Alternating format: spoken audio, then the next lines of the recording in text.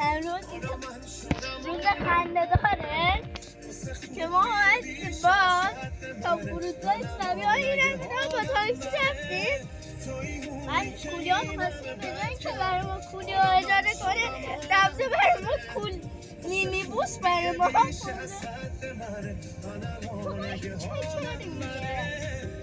یعنی برای ما نیمی بوس آورده.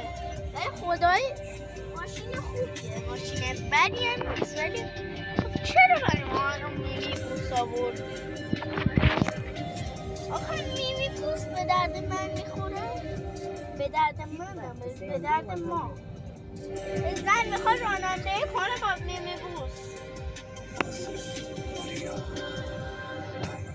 Continue on D100 for 4 kilometers. نیمی بوس قشنگ. نیمی بوس ماده است. بیا ببر.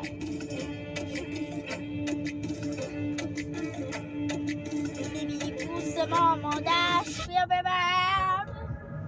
این همه ما کولیا میخواستیم. برو شفر ما این آورد. خدافظ.